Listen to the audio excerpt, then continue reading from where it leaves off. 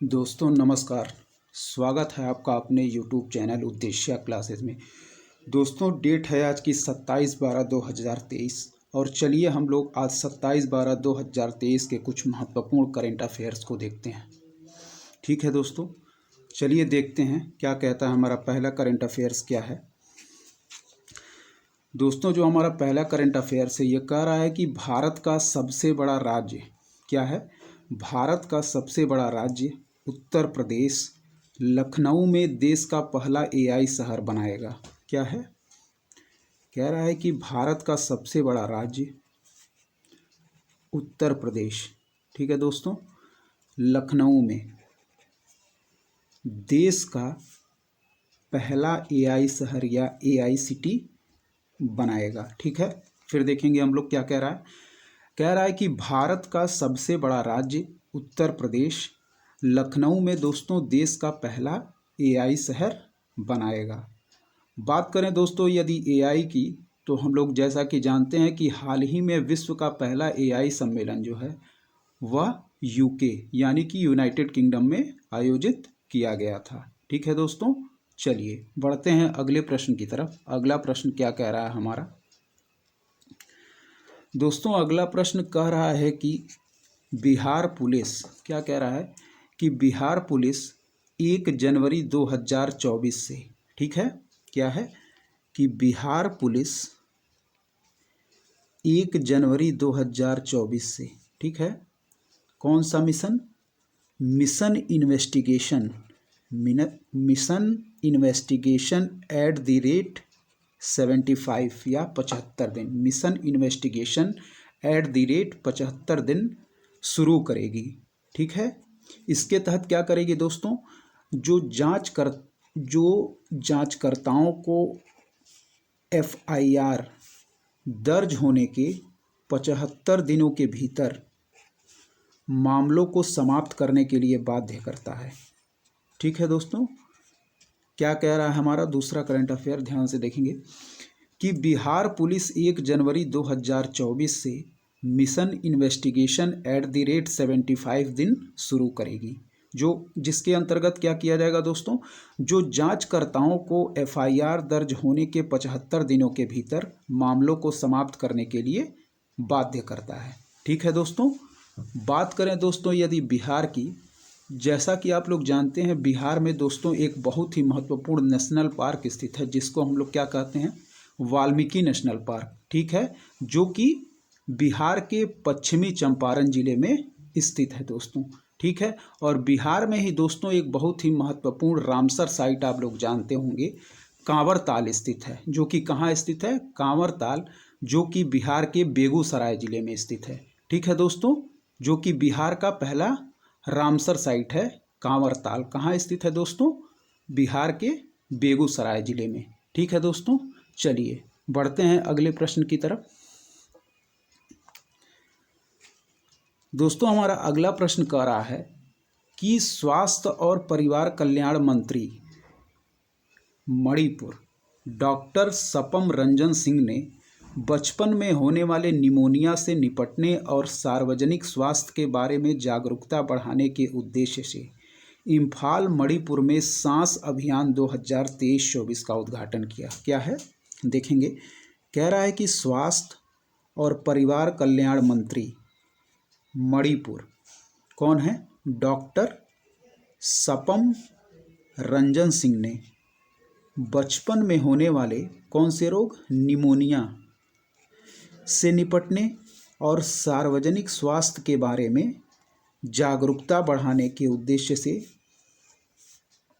इम्फाल मणिपुर में सांस अभियान 2023-24 का उद्घाटन किया है। ठीक है दोस्तों, स्वास्थ्य और परिवार कल्याण मंत्री मणिपुर डॉक्टर सपम रंजन सिंह ने बचपन में होने वाले निमोनिया से निपटने और सार्वजनिक स्वास्थ्य के बारे में जागरूकता बढ़ाने के उद्देश्य से इम्फाल मणिपुर में सांस अभियान 2023-24 का उद्घाटन किया है।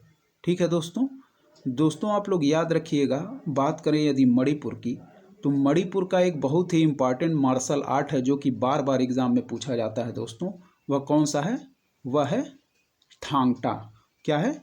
वह है थांगटा। मणिपुर का एक बहुत ही इम्पॉर्टेंट मार्शल आर्ट है दोस्तों थांगटा, जो कि बार बार परीक्षाओं में पूछा जाता है, तो इसको आप लोग याद रखिएगा। ठीक है, चलिए बढ़ते हैं अगले प्रश्न की तरफ।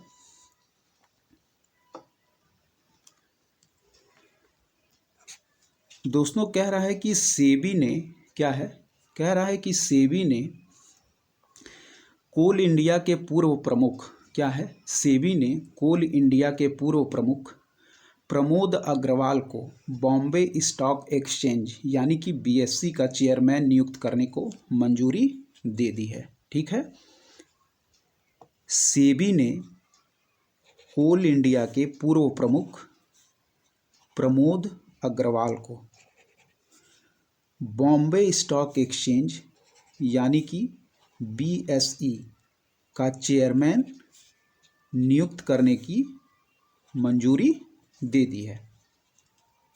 सेबी ने दोस्तों कोल इंडिया के पूर्व प्रमुख प्रमोद अग्रवाल को बॉम्बे स्टॉक एक्सचेंज यानी कि बीएसई का चेयरमैन नियुक्त करने की मंजूरी दे दी है।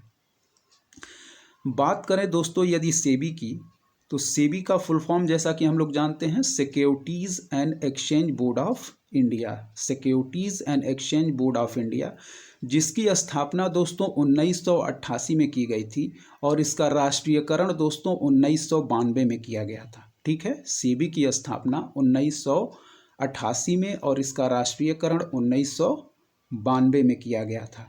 बात करें दोस्तों यदि बॉम्बे स्टॉक एक्सचेंज की, तो बॉम्बे स्टॉक एक्सचेंज की स्थापना 1875 में की गई थी दोस्तों।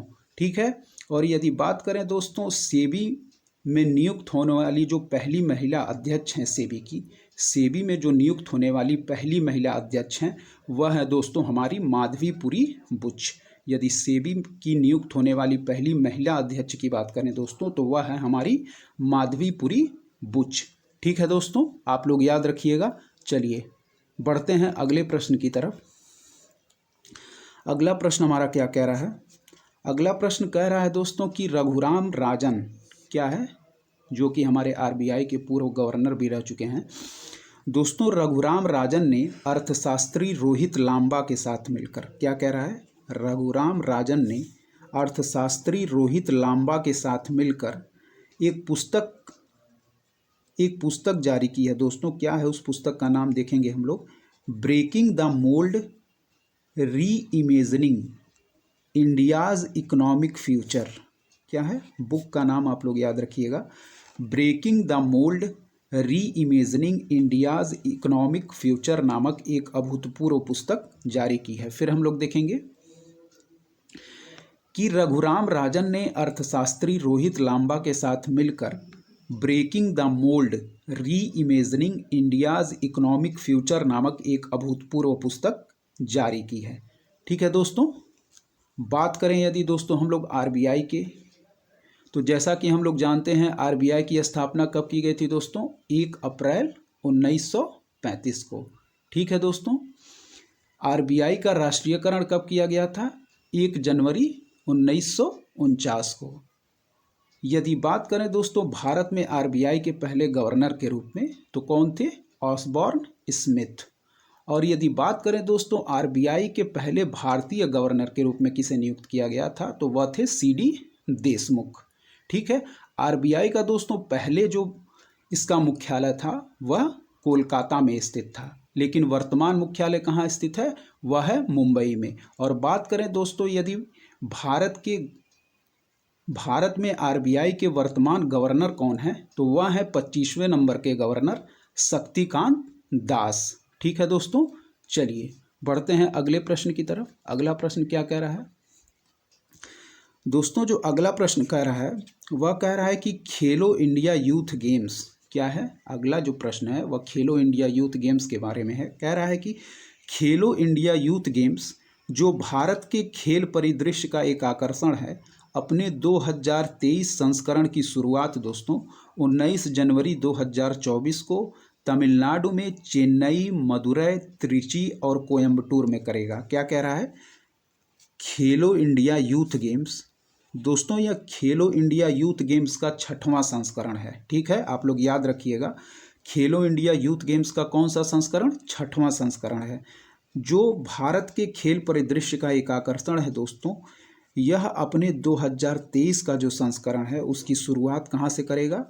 19 जनवरी 2024 को तमिलनाडु में चेन्नई, मदुरै, तिरुचि और कोयम्बटूर में करेगा। ठीक है दोस्तों, खेलो इंडिया यूथ गेम्स जो भारत के खेल परिदृश्य का एक आकर्षण है, अपने 2023 संस्करण की शुरुआत दोस्तों 19 जनवरी 2024 को तमिलनाडु, चेन्नई, मदुरै, त्रिची और कोयम्बटूर में करेगा। बात करें दोस्तों, यदि खेलो इंडिया यूथ गेम्स जो 2023 है, यह हम लोगों ने देखा कौन सा संस्करण है? यह है 6वां संस्करण दोस्तों। और बात करें यदि इसके शुभंकर की तो दोस्तों इसका शुभंकर जो है खेलो इंडिया यूथ गेम्स का, वह है वीरा मंगेई। दोस्तों वीरा मंगेई कौन थी? दोस्तों जो वीरा मंगेई जो शुभंकर बनाया गया है, वह है भारत की प्रथम रानी थी दोस्तों, जिन्होंने अंग्रेजी ईस्ट इंडिया कंपनी के खिलाफ युद्ध लड़ा था। इनको जो दोस्तों है खेलो इंडिया यूथ गेम्स जो हमारा 2023 है 6वां संस्करण, उसका शुभंकर घोषित किया गया है। कौन है? वीरा मंगेई, जो कि कौन थी दोस्तों? भारत की प्रथम रानी थी जिन्होंने अंग्रेजी ईस्ट इंडिया कंपनी के खिलाफ युद्ध लड़ा था।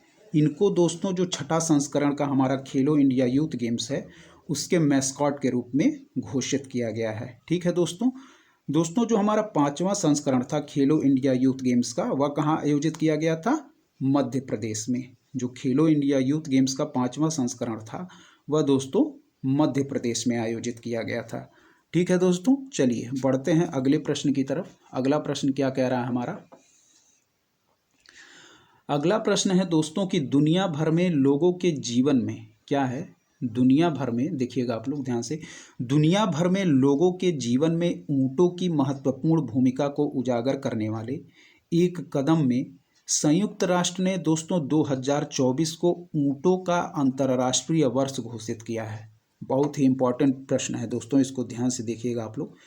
दुनिया भर में लोगों के जीवन में ऊँटों की, ठीक है दोस्तों, ऊँटों की महत्वपूर्ण भूमिका को उजागर करने वाले एक कदम में जो हमारा संयुक्त राष्ट्र है दोस्तों, उसने 2024 को ऊँटों का अंतर्राष्ट्रीय वर्ष घोषित किया है। ठीक है दोस्तों, दुनिया भर में लोगों के जीवन में ऊँटों की महत्वपूर्ण भूमिका को उजागर करने वाले एक कदम में संयुक्त राष्ट्र ने 2024 को ऊँटों का अंतर्राष्ट्रीय वर्ष घोषित किया है। दोस्तों जैसा कि हम लोगों को याद होगा, संयुक्त राष्ट्र ने वर्ष 2023 को बाजरा का अंतर्राष्ट्रीय वर्ष के रूप में घोषित किया था। क्या है?